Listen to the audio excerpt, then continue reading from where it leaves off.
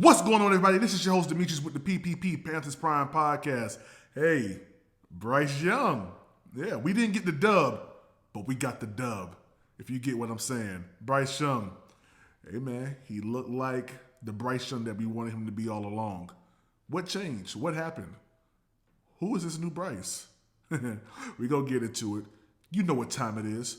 Let's go! All right, man, so the Carolina Panthers played the Green Bay Packers today in a game in which we saw Bryce Young elevate. We saw Bryce Young do some magnificent things today, man. Some things that we wanted him to do all along from the beginning of the year.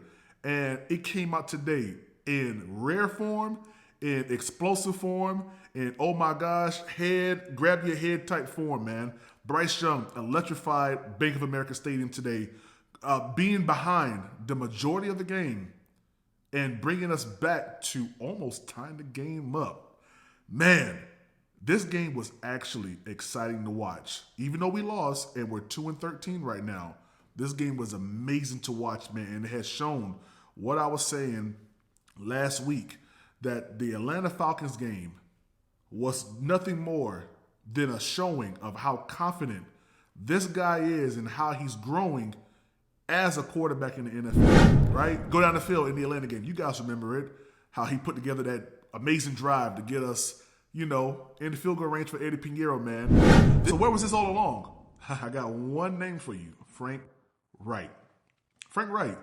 It's the only thing that points, to a valid reason why Bryce Young has not been the Bryce Young that we've always wanted him to be this whole season. We didn't orchestrate a good enough offensive scheme for Bryce Young, in my opinion, from week one. Like, it just was never a good offensive scheme, man.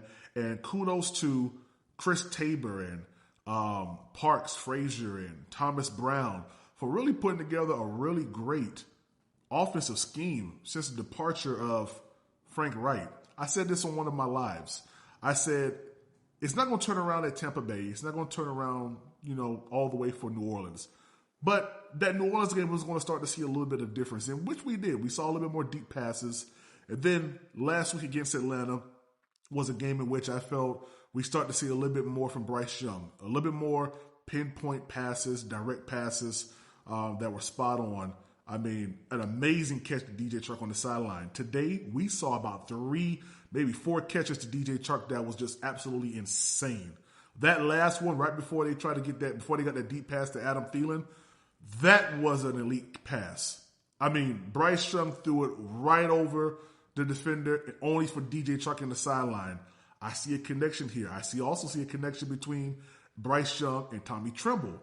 Might be the Cam Newton, Greg Olsen that we've always wanted. I've had a lot of doubts about Bryce over this season. Of course, I was a CJ Stroud, enthusiast. I wanted us to draft CJ Stroud. But understanding and knowing that this front office isn't going to let Bryce go anywhere. You have to get on board with what we have. And Bryce Young has shown us over these past 2 weeks and, sporadic stuff throughout the year that he can win a game, all right?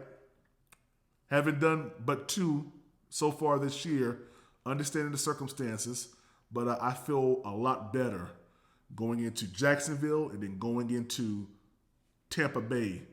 Many other podcasters may not agree with me, and that's cool, but I feel like Bryce Young has definitely had this in him all along. Coaching, offensive line issues have been holding this guy back. Regardless to what anybody says, offensive line dictates how good your quarterback is. I don't care if it's not a stat. I don't care if it's not graded in the NFL. You use your eye test. The same way you use an eye test to look at who's a good quarterback, who's a bad quarterback, use that same eye test to see whether or not your quarterback has time in the pocket. And then you judge that after that. So I'll leave that right there. But anyway, the defense came and, didn't really do a good job until the second half. Don't know really what happened. Eddie Pinheiro just flat out went to bed today. Not sure what's going on with him. But Bryce Young, 312 yards, 2 touchdowns.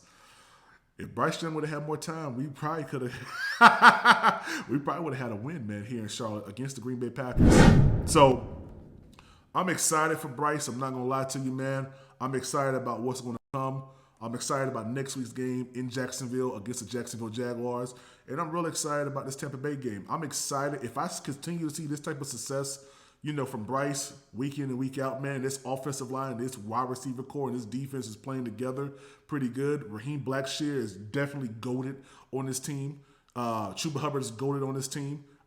I don't see why we can't be competitive next year. Don't care about what people say. It's only one game we didn't win. I don't care about that. All I care about is what I see right now. And what I saw today out of Bryce Young showed me that he is, in fact, getting better in this league. The training wheels have been taken off. And them training wheels was Frank Wright. I'm excited about what we saw. So, you guys tell me what y'all think. How would you grade Bryce's performance today? A, B, C, D, E. Well, E. A, B, C, D, F. What would you give him? I'm giving Bryce an A. I'm giving Bryce an A today. Yeah, we didn't get the win. It was not an A+, but I'm giving Bryce an A. Not an A for effort, but an A for showing us just how needed and how much he is supposed to be in this league. I've turned a new leaf, and hopefully other podcasters will too. If not, catch you in the offseason. But hey, this is your host Demetrius with the PPP, Panthers Prime Podcast. Make sure you subscribe to the channel, hit the link, share it, throw your comments at the bottom. But you know what time it is. Let's go!